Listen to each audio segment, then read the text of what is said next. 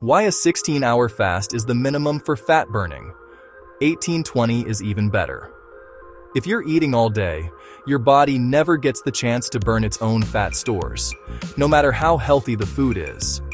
It's a simple biological fact that goes against decades of dietary advice, and most people are shocked when they find out why their efforts aren't paying off. It's not about what you're eating, but when. We live in a world of constant eating. We've been told to eat a big breakfast to start the metabolism, have a snack mid-morning to keep energy up, eat lunch, grab another snack to avoid the afternoon slump, and then have dinner, maybe with a little something before bed. This grazing culture means our bodies are in a constant fed state, always processing incoming food. We meticulously count calories, choose organic, low-fat options, and hit the gym.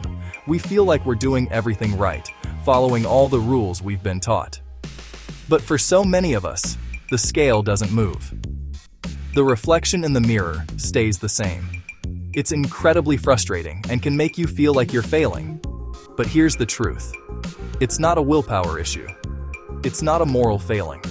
It's a timing issue. You've been giving your body a constant stream of fuel, never allowing it the time it needs to switch over to its backup power source. To understand why timing is everything, you need to know how your body actually uses fuel. It has two main energy sources: sugar, which it gets from carbohydrates and processed foods, and stored body fat. Think of sugar as the cash in your wallet.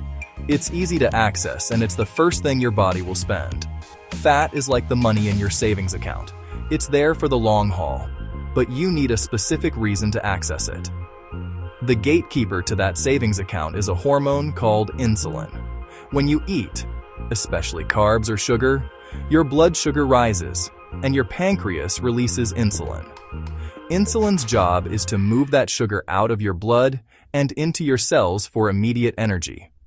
But crucially, high levels of insulin also send a loud and clear signal to your body: stop burning fat. We have plenty of easy energy available. As long as insulin is elevated, your fat stores remain locked away. Your body also stores a limited amount of sugar in your liver and muscles, in a form called glycogen. This is your short-term energy reserve, about 12 to 16 hours worth.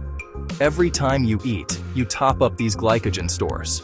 So, if you eat dinner at 8 p.m. and then breakfast at 8 a.m., you've only just begun to deplete those reserves before you fill them right back up. Your body never gets the chance to look for another fuel source. Why would it dig into your savings account when there's cash sitting on the table? This is where the magic of a 16-hour fast begins. For most people, somewhere between 12 and 16 hours after their last meal, they finally burn through all their stored glycogen. With the easy sugar gone, the body has to find an alternative. At the same time, because you haven't been eating, your insulin levels have dropped significantly. This low insulin environment is the key that unlocks your fat stores. Your body can now flip the metabolic switch, shifting from burning sugar to burning its own stored fat for energy.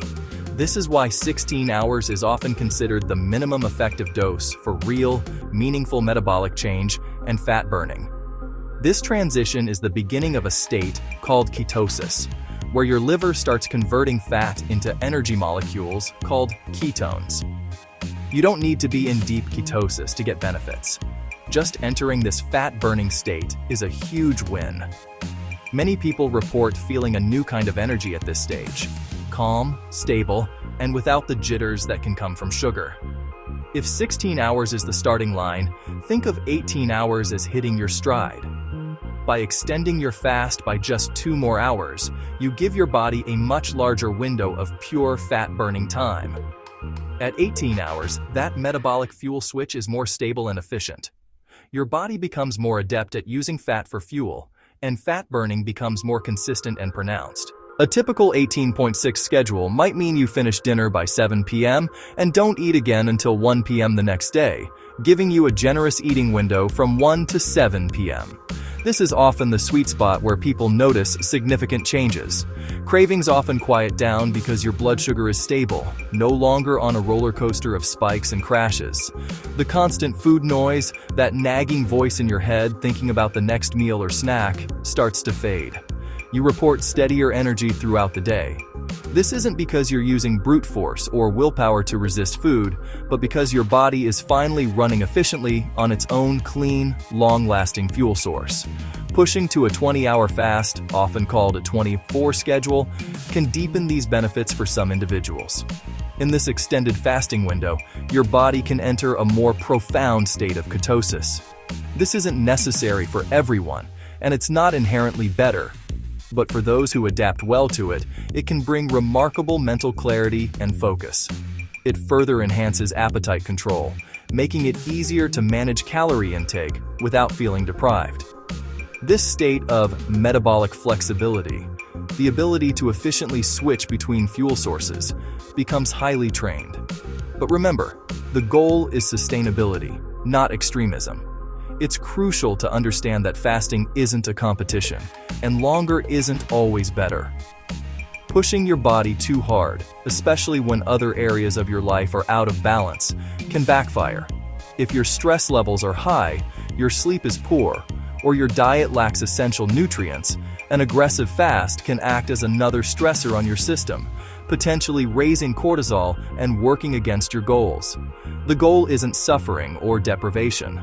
The goal is to create a rhythm that allows your body to do what it's naturally designed to do: heal, repair, and use its fuel efficiently. And importantly, this practice isn't for everyone. If you are pregnant or breastfeeding, are underweight, have a history of eating disorders, or are managing a medical condition like diabetes, aggressive fasting may not be appropriate or safe. It's essential to listen to your body's signals and to consult with a healthcare professional who understands your personal health context before making significant changes to your eating schedule. So, how do you start? The key is to be gradual. Don't jump from grazing all day to a 20-hour fast.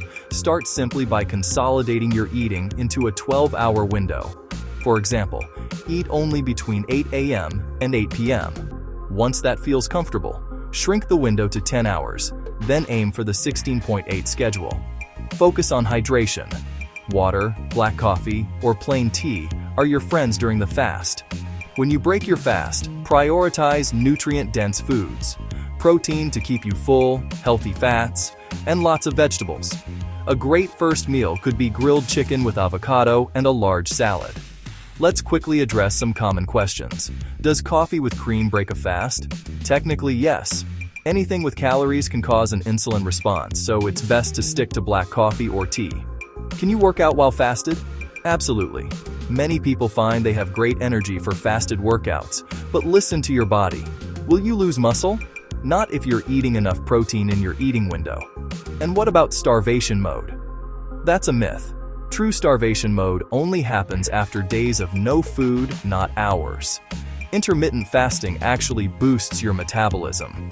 Ultimately, intermittent fasting isn't about restriction. It's about freedom. It's freedom from the mental burden of constant hunger, from the need to snack every 2 hours, and from the endless cycle of thinking about food. It's about giving your body the gift of time. Time to rest, time to repair, and time to reset. When you give your body that time, you'll often be amazed at what it can do on its own. If this was helpful, I'd love to hear about your own experiences with intermittent fasting in the comments below.